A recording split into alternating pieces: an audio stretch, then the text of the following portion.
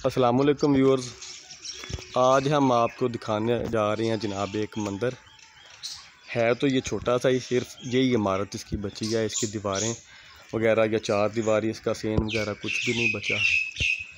लेकिन इसकी बनावट देख कर लग रहा है कि ये जैसा वो आपको बद्दों की गुसाइयाँ वाला टोमरी साहब वाला मंदिर दिखाया था, ये उसी दौरानिए का लग रहा है, उसी एज का लग रहा है। चल के आपको दिखाते हैं कि इसके अंदर के हालात वाक़यात क्या हैं। ये वैसे मेरा ख्याल है कि ये भी कम से कम 700-800 साल पुराना होगा। ये अब इसके साथ आबादी वगैरह ये देखेंगे आप लोगों ने, जानवर बांधे हुए हैं।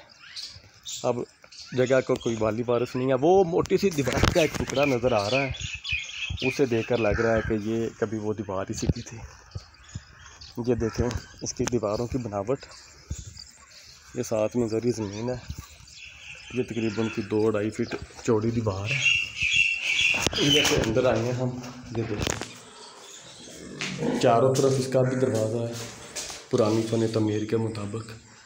शानदार मजबूत ग्लोब वाला छत है।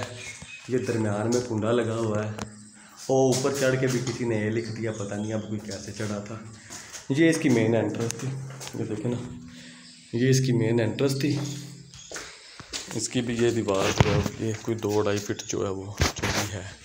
ये बाद में मेरा ख्याल है कोई रेनोवेट इसको किया गया है, क्योंकि देखकर इसको ऐसा लग रहा है सीमेंट इसका ताज़ा है।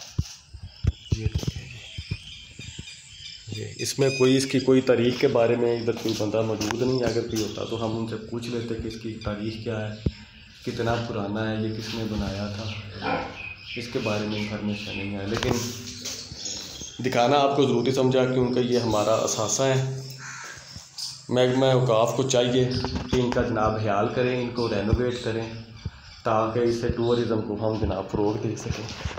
ये दीवारों पे कोई ज़्यादा खर्चा आने वाला नहीं है। ये देखें कोई खिड़कियाँ शिड़कियाँ पे लगने वाली हैं, कोई दरवाजे लगने वाले हैं। वो अगर ये थोड़ा बहुत काम हो जाए तो काम जनाब बचा चल सकता है। चलिए अपना ख्याल रखिएगा, अगली वीडियो में फिर इंशाल्लाह मिलते हैं।